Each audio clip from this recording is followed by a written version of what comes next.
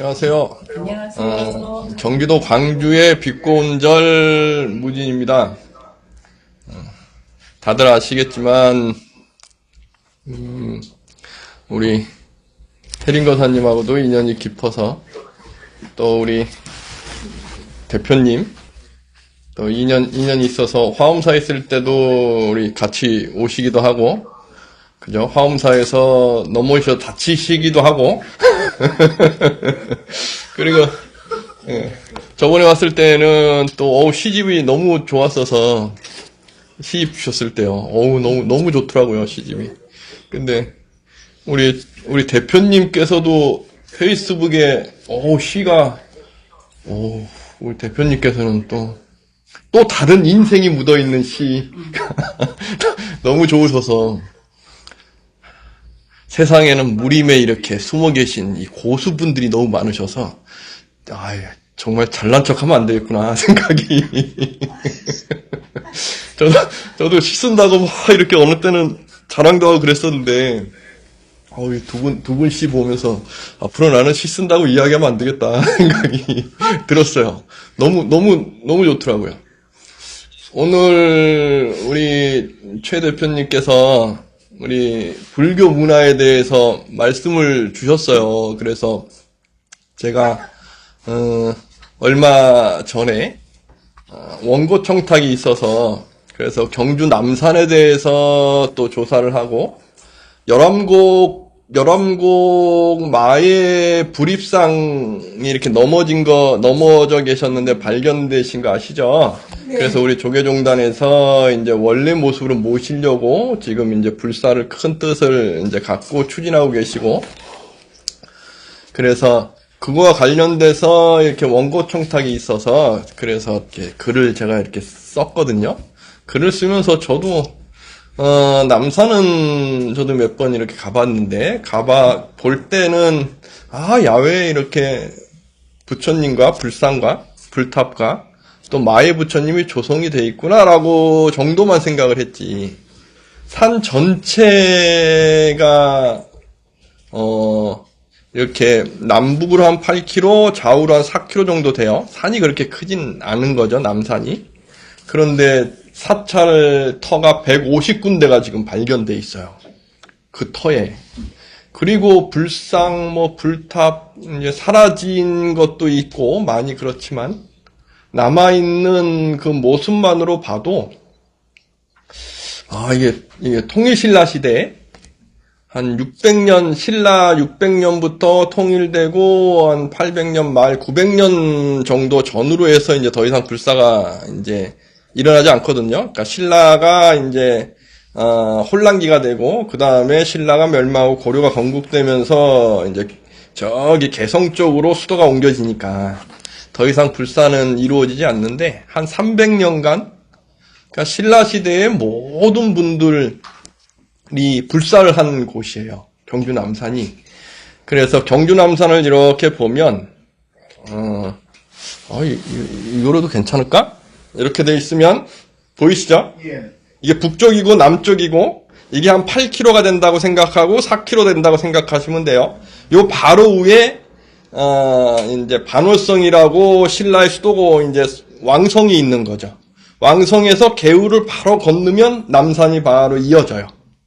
그리고 요 위쪽 부분은 신라가 이제 6개 부족이 모였다 그러잖아요. 그 부족에 어떤 중심지가 있어서 박혁거세와 관련된 나정이라는 부분이 바로 여기에 붙어 있고, 그러니까 산이 시작되는 부분에. 그래서 산이 시작되는 요 둘레는 왕족과 귀족들과 관련된 사찰들이 조성된 것 같아요. 그래서 요쪽에 있는 사찰에 남아있는 유물들 석탑을 보면, 신라가 통일된 삼국을 통일시키고 나서 나타나는 우람한 3층 석탑의 모습들이 그대로 남아있는 경우가 있고, 쌍탑도 있고, 커요. 그리고, 한 400m, 500m 정도 높이에 이제 금오산, 이렇게 산이 있는데, 봉우리가, 그쪽으로 산으로 올라가면서는 일반 분들, 경주에 살고 있는, 그리고 거기에 또 이제 어떤 관료들, 스님들께서 이제 사찰을 창건하고 절을 지으신 것 같아요. 그래서 올라가서 있는 부처님은 우리와 비슷한, 경주 석굴암 부처님 아시죠? 700년 중반에 조성되신 건데, 석굴암 부처님 뵈면은 경이롭지 않으신가요? 정말 부처님답고, 그러니까 무게감이 있고, 그리고 잘생기시고, 그냥 이야기하면 아주 잘생기시고, 아주 이상적이시고, 우리가 봐도 부처님 같으시고, 이런 부처님은 700년대에 최고의 그 시대의 조각을 하는 장인이 만드셨겠죠. 최고의. 그러니까 이분론을 쓰려면 돈도 많이 들었겠죠. 그죠? 그러니까 그냥 이제 쉽게 이야기하면. 그러니까 이런 분들은 왕족이나 정말 최고의 왕이나 왕족과 관련된 조각을 하셨겠죠. 그러니까 그렇게 뭐 균형도 잡히고 우람하고 그렇게 멋있었겠죠. 그래서 이 경주 남산을 보면 이렇게 월성과 관련된 요 구릉지에 있는 사찰에 있는 남아있는 불상은 석굴암 불상과 비슷한 모습의 우람한 모습이 남아있어요. 그리고 얼굴도 멋있고. 그런데 올라가면 올라갈수록 우리와 비슷한 토속적인 모습의 부처님들이 조성되기 시작하는 거죠. 왜? 요쪽으로는 일반 서민과 관련된 분들의 염원의 부처님이 계신 곳. 그래서 경주 남산은 제가 이렇게 글을 쓰면서 쓴 것이 사부대중, 왕과 그 외의 모든 분들의 염원으로 이루어진 불국종토, 부처님 세상이다라고 이제 글을 썼어요. 네, 편히 들어오세요. 그래서 경주 남산을 제가 와서 이렇게 우리 불교 문화를 이야기할 때 설명을 좀 쭉 드리면서 경주 남산을 한번 가시자고 할까 했는데 거기는 어쨌거나 산을 올라가야 되잖아요. 그죠? 근데 올라간다고 하면 우리 보리수 아래 우리 형제분들께서 우리 도반분들께서 못 가실 분도 계실 거 아니에요. 그래서 생각한 것이 그러면 경주에는 국립박물관이 있어요. 국립박물관 가면 경주 남산에 계셨던 또 그 외에 계셨던 불상도 야외에 쫙 조성되어 있고 그 외에 이제 석탑부터 이렇게 쫙 있어요. 그 박물관 가면 뭐 다 있잖아요. 그래서 우리 최 대표님한테 이야기해서 날 풀리면 1박 2일로 제가 안내를 하면 되니까 정말 열심히 준비해서 한번 가자고 할까? 그래서 그죠? 그래서 같이 한번 가시죠. 그러면 제가 그걸 보면서 거길 보면서 또 그 남산을 바라보면서 설명을 드리면 더 와닿을 수 있으실 거세요. 그 국립 경주박물관 다 한 번씩 가보셨겠죠? 그죠? 가보시면 야외에 있잖아요. 야외에 이렇게 있는데 그래도 그럼 같이 한번 거기서 1박 하고 그리고 그래도 조금이라도 아는 제가 설명해주면 또 재미있을 거 아니에요. 이게 이런 모습이 있다 이렇게. 예를 들어서 우리 부처님께 삼기를 할 때 우리가 부처님 뵙고 이렇게 합장했잖아요. 근데 저는 이제 우리 한국 불교의 시대의 어떤 상황과 정신을 안녕하세요. 네. 편히 이쪽으로 제 바로 옆자리 비워놨어요. 아이고, 죄송합니다. 네, 여기 안 아이고, 네. 네, 감사합니다. 휠체어를 이렇게 밀고 갈 수 있을 정도는 안 돼요. 산이니까. 길이 너무 안 좋아요. 산이니까. 길이에 맞죠? 네, 그래서 경주 남산을 안 가도 박물관 이렇게 가시면 대표적인 불상은 다 볼 수 있으세요. 제가 쫙 다 설명을 해드릴게요. 그러면서 오기 전에 막 고민을 했거든요. 이렇게 설명을 드리면 경주 남산을 안 가셔도 되겠다 생각이 들어서 제가 그 설명을 쫙 한번 날 풀리시면 같이 가시죠. 날 잡아서. 그리고 이렇게 제가 뭐 이야기했죠?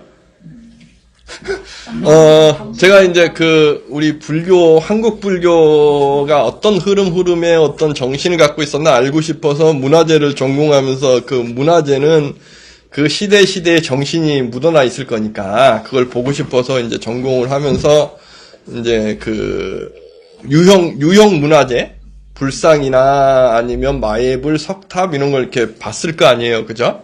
그러면 저는 우리 거를 많이 봤으니까 우리 부처님인지 아닌지 부처님 불상을 보면 그거부터 눈에 들어오겠죠. 그죠? 그리고 부처님께서 이렇게 앉아 계신 모습을 보면 이 부처님께서는 어떤 부처님이시지? 그런 것도 이렇게 생각을 할 거 아니에요. 그러다 보니까 어쩔 수 없이 이렇게 우리 와서 예불을 삼기하는데 우리 부처님을 착 뵀는데 부처님께서 왼손에 함을 들고 계시죠? 선정인 이렇게 알고 계신데 선정인이라고 해요. 함을 들고 있으면 부처님이 누구시죠? 약사열의 부처님. 그죠? 이 함은 약함. 그래서 우리 중생들에게 약을 전해주듯이 아픈 분들에게 나을 수 있도록 약함을 들고 계신 부처님이 약사열의 부처님이셔요. 그러면 약사열의 부처님을 모시고 싶으신 시대 상황이 있지 않을까요? 어느 시대의 분들이 약사열의 부처님을 찾을까요? 그 전쟁이 일어났을 때. 그죠? 전쟁 이후에. 그러면 우리가 통일신라 시대에 약사열의 부처님이 계시다 그러면 어느 시대를 상상을 할 수 있을까요? 삼국이 막 싸우고 있을 때 600년대, 700년대 그리고 700년대가 넘어가면 이게 668년에 삼국을 통일하죠? 그죠? 우리는 삼국 통일 그러는데 신라가 삼국 통일했을 때는 삼국 통일이라는 생각을 안 했어요.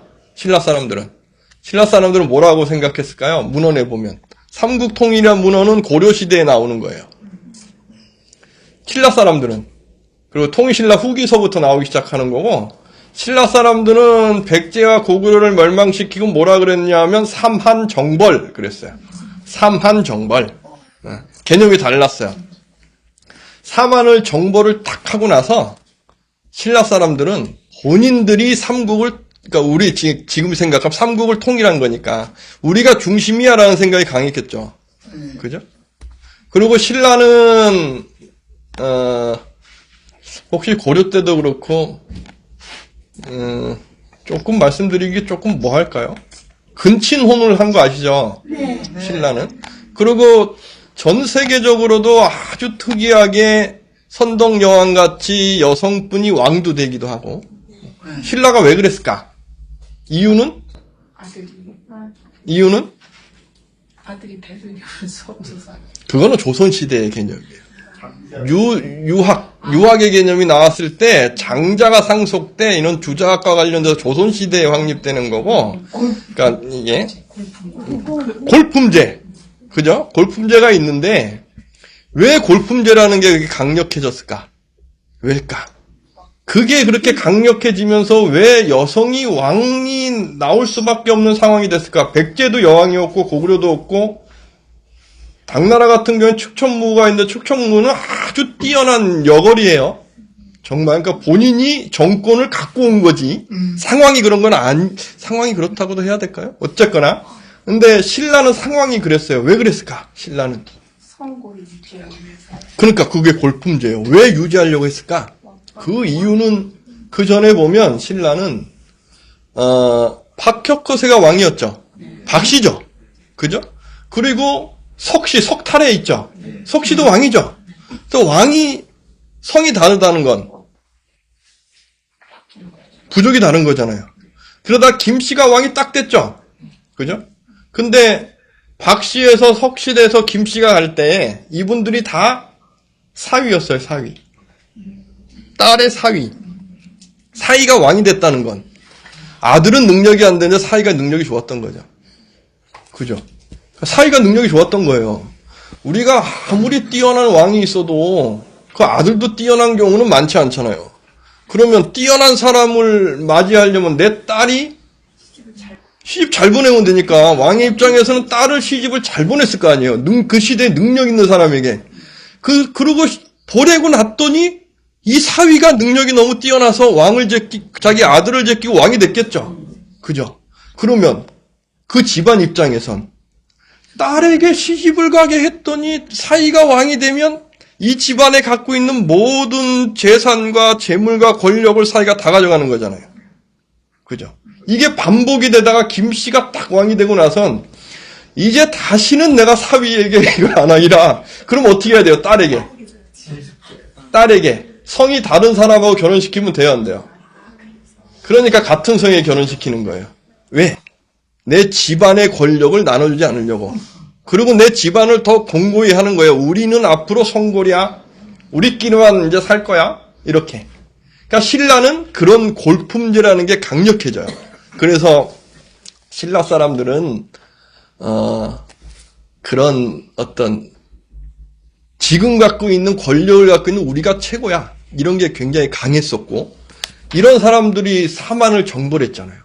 668년에 고구려가 멸망하죠. 660년에 백제가 멸망하고 562년에 가야도 병합시키고 근데 가야를 병합시키고 나서 한 100년이 지나서 백제와 고구려를 멸망시키니까 가야 지역은 이미 신라화 된 거예요. 신라가 됐으니까 가야의 김유신 같은 경우에는 금강가의 왕족인데 김씨의 성을 하사해서 본인들 세력 안으로 넣은 거죠.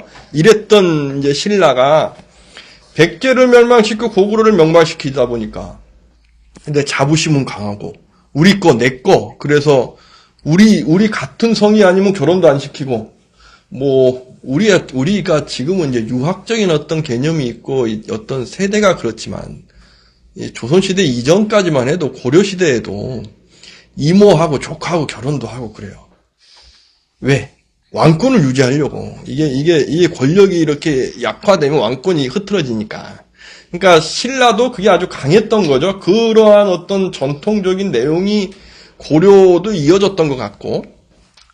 그러니까 신라에서는 그런 어떤 우리 거라는 게 아주 강했고, 삼국시대에는 그런 약사열애 부처님, 그러니까 전쟁기가 있으니까 우리를 좀 아픈 분들을 위해서 약사열애 부처님도 그런 이제 부처님을 이렇게 믿는 신앙이 강했고, 이 시대에는 또 어떤 부처님도 또 믿는 신앙이 강했을까요?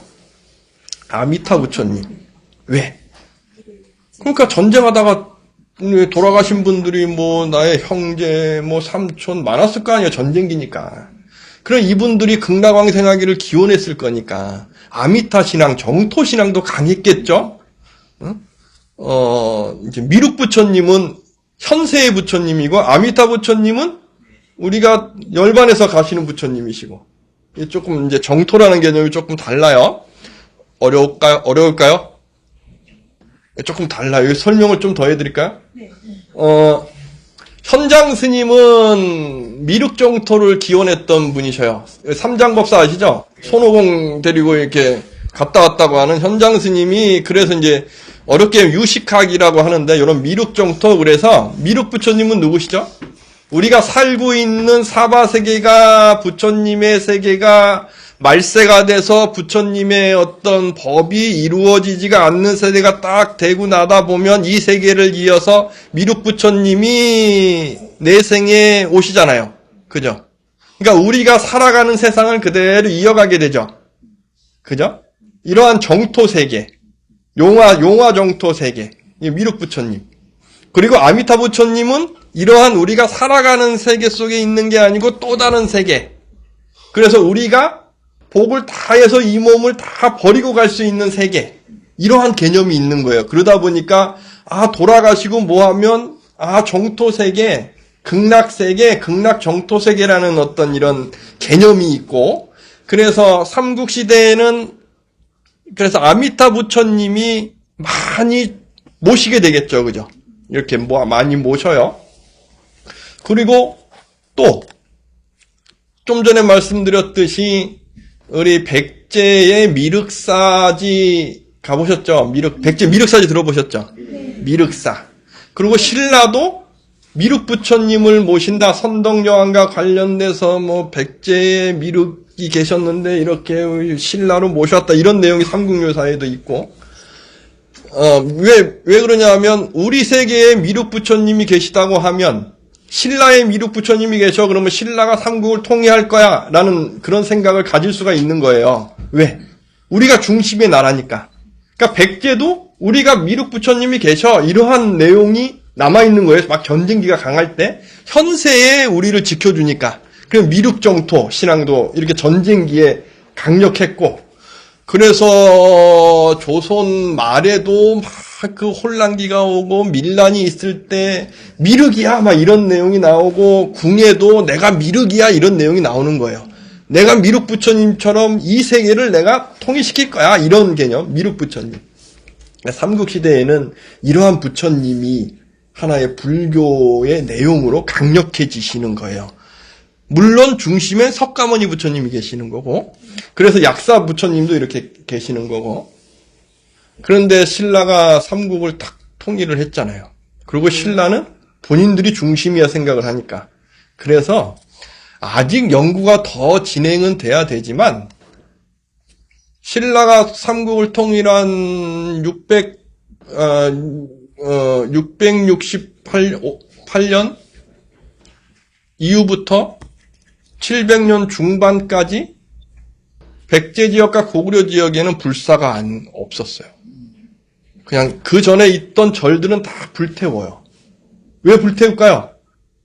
아까 말씀드렸듯이 왕시가 관련된 사찰이 있고, 이 사찰은 우리 종족을, 우리 나라를 지켜줘라는 개념이 강했으니까 전쟁이 일어나면 사찰부터 불태우고, 예?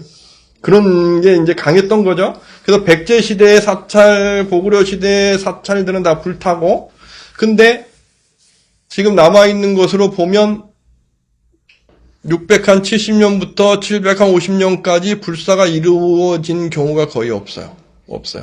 그 전에 있던 미륵사 같은 경우에는 미륵사지, 거기는 계속 이렇게 이어진다고 하는데, 그거는 이제 고구려의 왕족이 내려와서 거기에 살게 하니까 아마 그분의 어떤 터전 같은, 그래서 여기가 불이 안 났을 거야 라는 이제 그런 추정을 하기도 하고. 그러다가 750년대가 되면 어떤 일이 있냐면, 경주 중심의 왕권에서 왕위 다툼이 막 강해지면서, 경도왕 때인데, 그러면서 이게 이제 통일을 시키고 한 70년이 지나니까 지방을 다스리는 왕족들의 지방의 어떤 경제력도 강해지기 시작했겠죠. 그러니까 왕이 지방도 장악해야 될 거 아니에요. 그죠? 지방을 장악하는데 가장 좋은 방법은 뭘까요? 지방의 민심을 장악하는 거죠. 그죠? 민심을 장악하는데 가장 좋은 건 종교를 장악하는 거고, 그 시대의 최고의 종교는 불교고, 그러면 그 지역의 사찰을 창건하면 되겠죠. 700년 중반 경동왕 때에 지방의 사찰이 창건이 되기 시작하는데, 그 시대의 지방에서 경제력이 좋았던 것은 백제 지역 땅이었고, 아니면 저기 서울과 저기 강릉 그쪽, 원주 이쪽이에요. 그러니까 그쪽에 절이 창건되기 시작을 하고, 이 시대의 절은 어떠한 부처님을 모시는 절이 창건될까요? 선종. 질문, 예? 선종? 선종 아니에요. 선종 아니에요. 어떤 종? 우리 불교 경전 중에 모든 것은 다 하나로 종합된다라는 경전이 있죠. 응? 일체는 다 마음으로 오는데, 응? 그 일즉자 다득일, 법성원용 의상, 법성계 아시죠? 법성계는 누가 쓰셨죠? 의상 스님이 논문같이 이렇게 쓴 거죠. 그래서 화엄경을 축소해 놓은 게 법성계고, 화엄경 야창계는 화엄경의 목록이에요. 목록을 그냥 쫙 써 있는 거고, 약창계는, 법성계는 화엄경 내용을 축소한 거고, 법성계의 핵심이 일체유심조. 법성계 화엄경의 핵심이 일체유심조겠어요. 그건 기본 상식이고, 응? 화엄경의 핵심은 모든 것이 다 하나고 하나가 모든 거야, 이런 개념이에요. 원융. 그죠? 원융이라는 개념은 왕이 봤을 땐 지방을 통합하는데 이것만큼 좋은 내용이 없는 거예요. 그래서 당나라 시대에도 화엄이 발전됐던 이유는 당나라도 외부, 당나라는 한족이 아니고, 이 민족이 중국의 여러 민족들인데 그걸 통합시켰으니까, 화엄이란 정신으로 하나로 쫙 통일시키는 거죠. 그래서 당나라 시대도 화엄이 발전하는 거예요. 우리 신라도 통일신라 시대에 700년 중반 됐을 때 화엄이 갑자기 확 올라와요. 의상스님 때는 우리가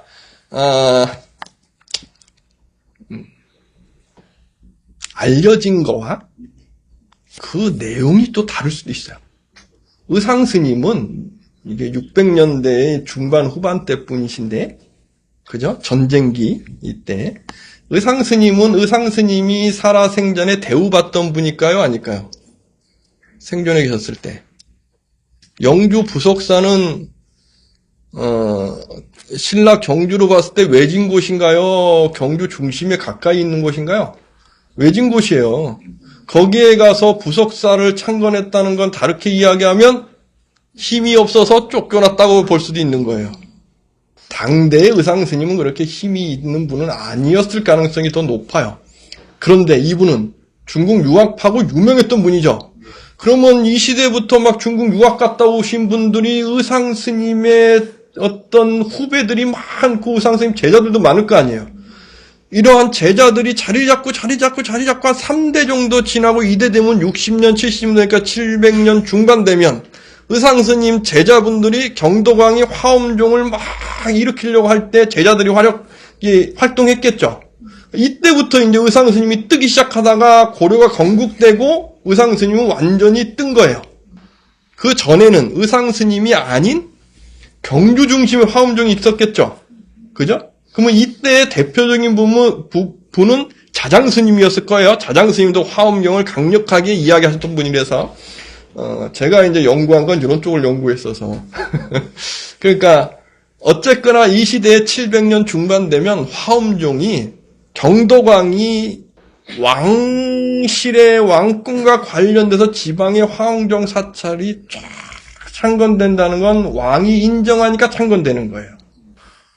지금이야 저도 이제 비꼬운조를 제가 이렇게 창건을 해서 신도분들과 해서 이제 구례 화엄사에 이렇게 대물 조계종에 이렇게 이제 사설사함 그래서 이렇게 등록을 했지만 700년대에 저같이 절을 창건해서 이렇게 하고 있다 그러면 쥐두새도 모르게 잡혀가서 죽을 수 있어요.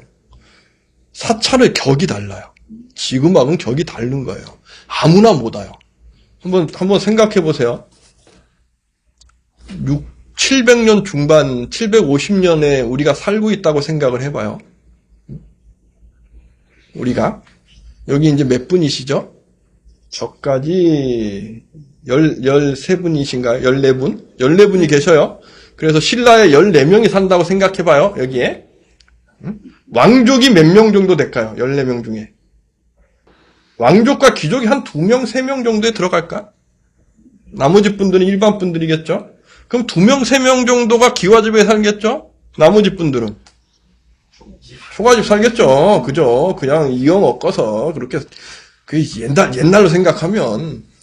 근데 옛날에도 절은 기와집이잖아요. 기와집 함부로 지을 수 있어요? 그러면 이런 초가집에 살던 사람이 기와집을 보면 얼마나, 거기에 한 스님이 계신데, 옛날로 치면 지금도 한자는 공부하기 힘든데, 옛날에 한자를 공부한다고 생각해 보세요. 어릴 때 한자를 공부해야 돼요. 그죠? 어릴 때 10대 때 한자를 공부할 수 있다. 일하지 않고 놀고 먹어도 되는 거예요. 다르게 이야기하면. 그렇지 않을까요? 그럼 경제력이 바탕이 되지 않는데 한자 공부할 수 있어요? 스님들도 최상류층의 지식층인 거죠. 700년대엔. 그러한 스님이 절을 지었다. 근데 왕에게 허락도 없이? 그러면 위험한 세력일 수 있는 거죠. 뭔가 딴 뜻이 있는 게 아니야? 이 지방의 어떤 그런 민심을 장악해서 그러니까. 왕은 유명한 스님이 나와서 유명해진다 그러면 무조건, 왕이 가서 접촉을 해서, 어이구, 그 유명하셔요. 그러면, 통일신라 시대, 신라 시대의 왕은 왕의 직할 사찰들이 있어요. 거기에 다 이렇게 포함시켜요. 무엇을 보면 알 수 있느냐? 좀 전에 우리 보살님 말씀하셨던 선종의 스님들은 비문을 써요. 선종과 교종이 있는데 교종 스님들은 비문을 쓰지 않아요. 선종 스님들만의 독특한 모습이에요. 왜? 선종은 깨달으면 나도 붙여야라는 개념이 있다 보니까. 그러니까 거기에 스님은 격을 더 높이고 싶은 거예요. 그래서 비문도 짓기도 하고 우리가 흔히 아는 부도탑 또 짓기도 하고 부도탑. 이것도 선종의 전통이에요. 그 전에 교종은 부도탑도 짓지 않아요. 그냥 우리는 부처님 제자니까 열반하시면 그냥 이렇게 지금이야 우리가 화장을 하죠. 그러면 700년 중반 통일신라 시대 이때에도 스님들이 열반하시면 화장했을까요? 아닐까요? 이 질문. 네, 묻었어요. 삼국유사나 아니면 그 시대의 비문을 이렇게 보면 스님들이 열반하시면 한 10분이 열반하시면 한두 분만 화장하셔요. 근데 이때 화장은 꼭 인도식 장례라고 해요. 인도의 전통이에요. 인도의 전통. 그리고 그냥 전통으로 하면 열반하시면 땅에 묻으셔요. 이게 절이 있으면 어디 언덕에 묻어놨다가 묻고 나서 이제 선종 스님들의 문헌이 남아있으니까 선사분들이겠죠? 묻고 나서 1년, 2년, 3년 정도의 탑을 만들어요. 부도탑. 그리고 부도탑을 딱 어딘가 이제 사찰이 있으면 사창 언덕 부분에 만든다 그래. 사찰 안으로 들어와 있지 않아요. 그래 부도탑이 만들어지면 이분의 유체라면 1, 2, 3년이 지난 다음에 유체를 모셔서 그 탑에다가 모셔요. 탑 밑에. 이것이 통일신라 시대에 이렇게 탑에 그러니까 부도탑에 모시는 전통이에요. 그리고 이렇게 스님이 열반하시면 다 화장을 해. 이러한 전통은 언제부터였을까요? 조선시대? 예. 조선시대에도 제가 생각할 땐 누구나가 그러지 못했을 거예요. 굉장히 유명하신 선사분들. 그렇지 않으면 일반 분들은 화장이라는 게 나무를 다 해갖고 이렇게 하는 건데, 지금도 비싸요. 근데 통일신라 시대에는 그렇지 않았다. 그리고 제가 이렇게 너무 궁금해서 찾아봤는데 고려시대에 이렇게 오면은 일반 분들도 불자분들이 화장을 해서 이렇게 단지에 이렇게 모시기도 하고 하는 것 같은데 통일신라 시대에는 불자분들 그때는 불교가 국교화 돼 있으니까 감산사에 아미타 부처님, 미륵 부처님 이렇게 지금 국립중앙박물관에 계신데 거기에 보면 이렇게 명문이라고 그 이제 조성한 내용이 써 있어요. 거기에 보면 아버님, 어머님을 화장해서 바닷가에 뿌렸다 내용이 나오거든요. 그러니까 그 시대에는 또 화장을 해서 바닷가에 뿌리는 전통도 있었던 것 같아요. 근데 누구나가 화장하지 않아요. 왕족들, 권력이 있는 분들, 또 어떤 경제력이 있으신 분들이 화장을 하고 이건 인도식이야, 인도 불교식이야 라는 것이 문헌에 그대로 남아있고 그렇지 않을 경우에는 우리는 우리 민족의 어떤 그런 전통이었는지 이렇게 모셨다가 살이 다 날아가고 한 2년, 3년 지나고 그러면 뼈를 모셔서 이렇게 모시는 전통이 있었는지 그 선사분들의 그 비문에 보면 그러한 모습들이 남아있어요. 그래서 지금도 부도탑 이렇게 해서 통일신라 시대 부도탑 아마 밑에는 화장을 하지 않고 뼈가 그대로 있는 모습이 있지 않았을까? 그리고 우리가 살이라 그러잖아요. 사리가 원래는 뼈를 살이라고 하는 거예요. 지금 우리가 알듯이 뼈를 완전히 막 태워가지고 하얗게 만들어서 거리에서 이렇게 발견되는 살이 이것은 후대에 나오는 거고 원래 부처님도 불로 이렇게 살을 다 태우고 이 방송이 이렇게 나가도 괜찮은지 모르겠네. 이 뼈가 살인 거예요. 살이. 그래서 부처님 뭐 치아살이 무슨 살이 이게 뭐 부처님 머리에 있는 이런 살이 이런 이야기가 나오는 이유가 거기 있어요. 그렇게 이제 통일신라 중반이 되면 그때부터 불교가 백제 지역, 고구려 지역에 이렇게 확 퍼져요. 그 이전엔 경주 중심이었겠죠. 경주 중심. 그러다 보니까 경주에 남산이야. 남산이라고 이야기하면 서울의 남산은 어디죠? 중부 남산. 그죠? 남산이니까 남쪽이잖아요. 어디 남쪽이죠? 경복궁에서 남. 그렇죠. 왕이 있는 남쪽의 산이에요. 왕이 있는 남쪽의 중심산. 그러니까 왕궁을 보호하는 아주 그런 보호의 입장의 산이었겠죠. 그러니까 경주 남산이라고 하면 왕궁이 있었던 월성의 밑에 산. 그러니까 산이었고, 그리고 또 우리 민족은 산을 숭상했어요. 산을 숭상했다는 건 다르게 이야기하면 바위를 숭상했겠죠. 그죠? 그 이유는 산 바위에는 누가 있으니까? 신령스러운 기운이 있으니까. 그렇죠. 영험한 존재, 산신일 수도 있고 신령한. 그러한 내용은 단석산, 이렇게 경주가 있으면 저쪽에 단석산이라고 김유신과 관련된 그런 내용이 있는 산이 있어요. 그 꼭대기에 가면 미륵 부처님이 계시고 막 이렇게 손짓하고 막 그 바위 전체가 다 부처님으로 이렇게 조성되어 있는 곳이 있어요. 거기는 저도 한번 가는데 아주 죽는 줄 알았어요. 언덕길을 걸어 올라가는데 와, 거기 갈 때 다짐을 했죠. 내가 평소에 운동을 하리라. 갔다 내려오면 까먹는 거죠. 단석산 있고. 그 다음에 바로 월성 옆에 보면 또, 여기 요즘에 이렇게 깜빡깜빡해요. 아, 이거 무슨 산인데? 까먹었네요. 큰일 났네요. 이럴 때 유명하게 단석산 있고, 까먹었어요. 큰일 났어요. 선덕여왕 묘 있는 산이요? 거기는, 그 선덕여왕 있는 곳은, 거기는 뭐라 그러죠? 그 아니고, 그 반대쪽으로. 구모산은 남산에 있는 거고. 거기에 가면 600년대에 그 산 꼭대기에도 바위가 있는데 삼존불이 모셔져 있어요. 근데 요 산은 또 삼국유사에 보면 산과 관련된 그런 여신 신앙의 내용이 또 남아 있어요. 그것처럼 신라 또 월성 바로 밑에는 천관사지라고 있어요. 천관사 혹시 아시나요? 김유신과 관련된 이야기. 김유신이 술 먹고 집에 막 가는데 백마가 어디로 갔죠? 천관한테 갔죠. 천녀. 천녀는 누구였을까? 그때의 기생 아니에요. 아니에요.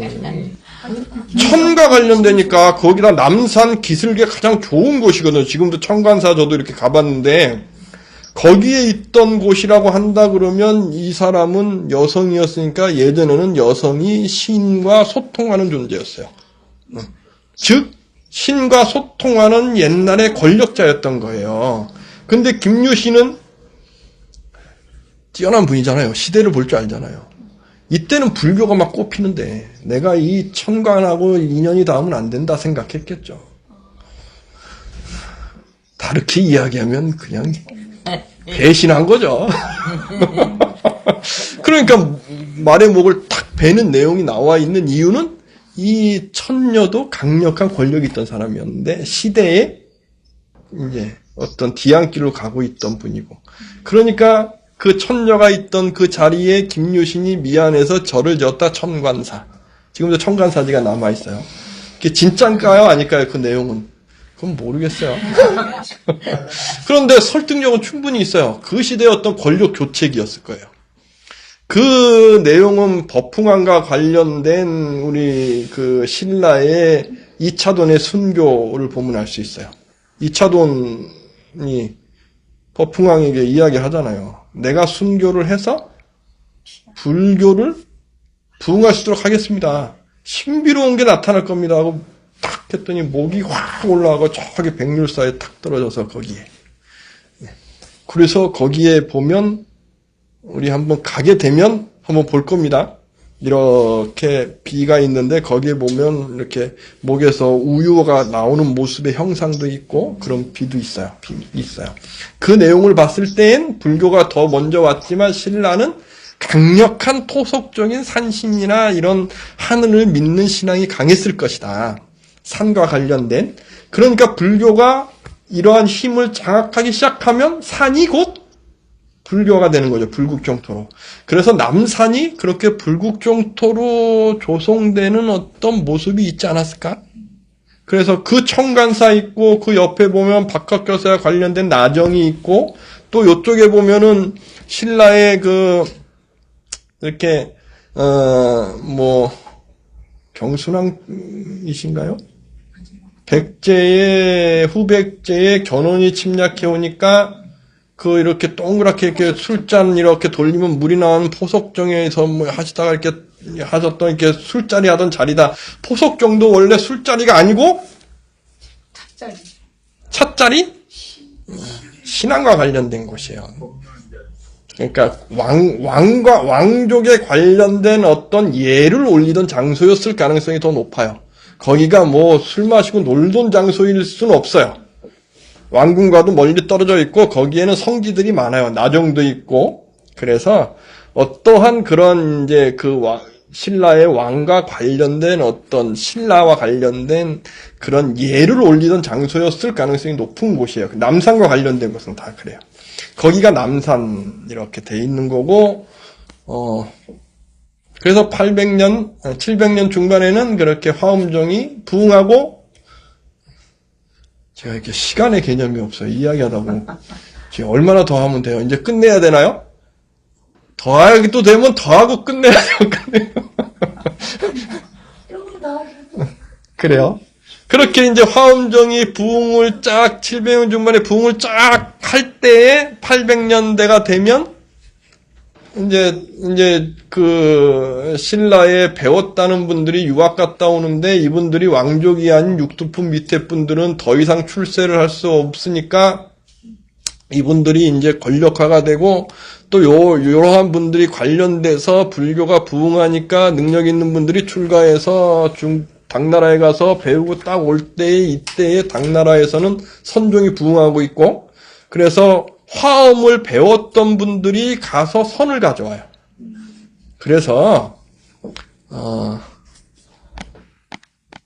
제가 이렇게 유튜브 방송하면서 제가 강조하는 내용이 있어요. 뭐냐 하면 우리가 불교 공부를 할 때 이게 선이 무언가가 잘못 변형돼가지고 부처님 말씀 공부 안 해도 내가 앉아서 화두만 들면 깨달을 수 있어. 이러한 내용은 우리 불교사에 없어요. 절대 없어요. 이건 조선 말기 또 해방된 이후에 불교학 수준이 뚝 떨어지니까 공부 안 했던 분들이 자기 합리화하려고 나온 말이지 절대 이런 말 없어요. 이 내용을 제가 강조하는 이유는 이 시대에 화엄을 공부하고 가셔서 오셨던 우리나라 구산선문의 선을 시작했던 한국의 기라성 같은 스님들이 다들 비문에 보면 써 있어요. 부처님 말씀을 공부하는 것이 선이고 선이고 깨달음이다. 즉 같이 가야 된다는 말씀을 언제나 하셔요. 근데 이건 상식 아닐까요? 그죠? 불교 공부 안 하고 부처님 말씀 공부 안 하고 어떻게 불제자로서 깨달을 수 있어요? 그건 있을 수 없는 거예요. 그래서 불교 공부는 꼭 하셔야 되고 부처님 말씀 공부는 꼭 하셔야 되는 거예요. 이것은 또 하나 뭐냐 하면 5조 홍인 스님이나 6조 해능 스님도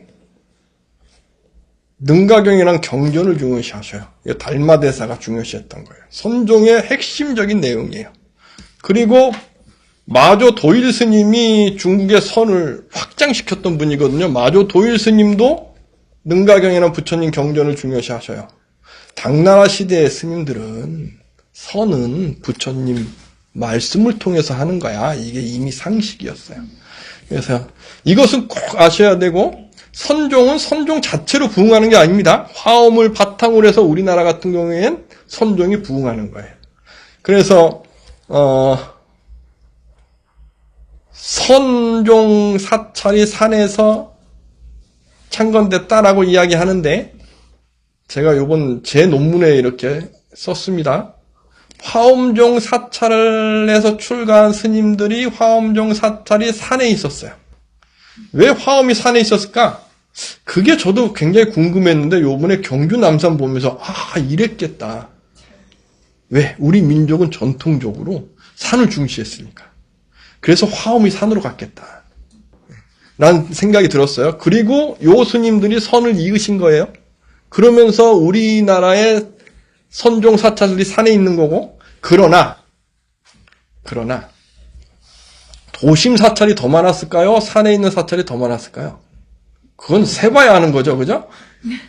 그러나 도심 사찰이 더 컸을까요? 산에 있는 사찰이 더 컸을까요? 그죠? 훨씬 컸겠죠. 그런데 지금 우리에게 도심 큰 사찰이 있나요? 없어요. 조선시대에 다 도시에 있는 사찰들은 다 불태워버린 거예요. 다 없앴어요. 그러니까 우리가 알고 있는 한국 불교는 산사야 이런 개념은 해방된 이후에 조선시대에 다 불타버리니까. 이거는 경주 남산에 있는 그 150여 군데 있던 사찰의 사지가 경주 남산에서 거의 사라지는데 조선 중의가 되면요 문헌에도 나와요. 이때 되면 유교가 굉장히 부흥을 하고 주자하기 그러면서 풍수지리도 막 굉장히 고려시대에도 풍수지리가 있긴 있었으나 조선 후기가 되면 내 조상을 좋은 곳에 모셔야지라가 강해졌던 것 같아요. 그리고 불교는 땅으로 떨어지고 스님은 7천 그래서 7명의 천민 그래서 거기에 스님도 들어가요. 그래서 조선 후기가 되면 스님들은 도성에 못 들어가요. 천민들은 조선 못 들어가요. 이 정도로 수준이 떨어진 거예요. 이때 양반이 내 조상을 좋은 산소에 모시려면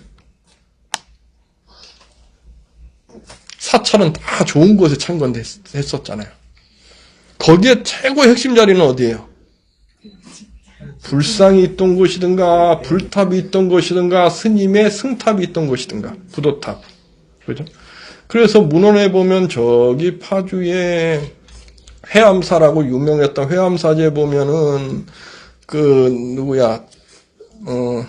무학대사 네, 이렇게 이제 부도탑이 있는데, 그거를 1800년대에 저기 경기도 광주의 유학자가 거기가 터가 좋다고 그 부도탑을 무너뜨리고 본인 산소를 지었던 내용이 나와요. 왕조실록에. 이게 왜 나왔을까? 무학대사의 탑을 태종 대왕의 명령으로 지은 거거든요. 왕의 명령으로 지었던 부도탑을 무너뜨렸어요. 그래갖고 걸린 거지. 그렇지 않았으면 걸렸을까요? 안 걸리겠죠. 즉 조선 후기가 되면 무수히 많은 곳이 그렇게 무너지고 파괴돼요. 산소 지으면. 그래서 지금도 이렇게 어디 이렇게 큰 절이 있지 않은 곳에 있는 석탑이 보물이나 이렇게 지방의 문화재로 지정된 곳을 저는 이렇게 답사하니까 찾아가잖아요. 그럼 석탑이 있고 절터는 사라지면 그 석탑 옆에 산소 많아요. 오래 묵은, 몇백 년 묵은 대다수의 곳은 다 그래요. 즉 조선 후기가 되면 그렇게 많이 무너지는 거예요. 그래서 저는 경주 남산의 석탑이나 탑들이 무너졌던 이유는 그래서 그런 게 아니었을까? 경주 남산도 가서 보면 옛 사지나 그런 데 가면 다 무덤자리들이 다 있어요. 이렇게. 이런 얘기 이렇게 하면은 싫어하는 분들이 많아요. 스님이 뭘 그런 거 한다 그런 얘기 하냐고. 이건 여담인데 여담으로 제가 그런 얘기를 이렇게 유튜브에 했다가 이렇게 쇼츠라고 이렇게 올렸어요. 뭔 이야기 올렸냐 하면 제가 그 이야기 했어요. 1500년대 이후에 전 세계에서 자기 민족을 노예로 부린 민족 나라는 없다. 근데 우리나라는, 우리 조선은 자기 민족을 노예로 부렸죠. 그죠? 모르세요? 우리가 일반 이렇게 양반들이나 관노, 산노는 노비예요, 노비. 사람이 아니에요. 짐짝 취급했어요. 그래서 조선 후기에 무슨 역병이 일어나고 그러면 소보다 쌌어요. 노비가 소보다 쌌어요. 왜 그런 일이 있었을까? 이거는 우리가 꼭 잊어서는 안 되는 게 뭐가 있냐 하면 종교도 그렇고 학문도 그렇고 특히나 불교는 그래요. 저는 언제나 생각하는 게 있어요. 뭐냐 하면 우리들 삶을 위해서 부처님이 계시는 거지. 그죠? 부처님을 위해서 우리가 있나요? 이런 얘기하면 제가 욕먹을까요? 불교는 절대 그렇지 않아요. 불교라는 종교는요, 일반 하나님을 믿고, 예수님을 믿고, 마호메트를 믿고, 뭐를 믿는 신을 믿는 종교는요, 신을 위해서 사람이 있는 거예요. 신을 위해서. 그러나 우리 불교는 우리들을 위해서 부처님이 계신 거예요. 부처님께서 깨닫고 나서도 중생들을 위해서 80평생을 우리 중생들을 위해서 행복을 알려주기 위해서 전법을 하신 거지 나를 믿어 하면서 하신 거 아니에요. 절대 그렇지 않아요. 우리 불교는 절대 그렇지 않아요. 우리들을 위해서 있는 거예요. 그러나 이것이 조선 후기가 되면 주자라는 주자학을 위해서 일반 사람들이 있다 보니까 사람들의 인권, 사람들의 어떤 정신 이게 사라지고 여기에 맞춰지니까 그러니까 그냥 같은 민족을 노예로 부려도 이거에 대해서 양반들, 주자학자들이 전혀 신경 안 쓰는 거예요. 본인들 이념 세계에 맞추니까. 이거는 절대 하면 안 돼요. 우리 불자분들은 우리를 위해서 불교가 있다. 우리를 위해서. 그래서 우리가 중심이다. 그리고 중요한 것은 부처님 말씀을 통해서 우리가 부처님 제자가 되는 것이다. 이것은 꼭 명심하셔야 된다고 저는 생각해요. 우리 불교의 핵심이라고 생각하고, 그리고 제가 오늘 이 말씀 꼭 드리고 싶었어요. 예, 아주 조심스러운 말씀인데, 제가 저번에 왔을 때 시집 주셔서 시집도 이렇게 보고, 우리 최명숙 대표님 유튜브에 시를 이렇게 보거든요. 보면서 제가 볼 때마다 느낀 게 그거였어요. 뭐냐 하면 이런 말씀 드리면 화내지 마세요. 절대. 우리 몸의 무언가가 육체적으로 보통 사람보다 조금 못하신 거죠. 그죠? 그런데 마음은 보통 사람보다 더 뛰어나시구나. 시 보면서 그런 느낌이 들었어요. 우리 불교가 마음 공부하는 곳이라고 생각한다면 정말 나보다 더 마음이 더 크고 더 차원이 넓고 그런데 오늘 내가 와서 법문을 무엇을 할 수 있을까라는 고민을 했어요. 물론 제가 공부를 했으니까 문화를 설명해달라고 해서 이게 너무 좋아. 이게 문화면. 근데 일반 마음을 공부해서 마음을 이야기하는 어떤 시간이었다 그러면 내가 부끄러워서 이야기할 수 있었을까? 라는 생각을 하면서 왔어요. 여러분들께서는 마음은 정말 일반 분들보다 크신 거죠.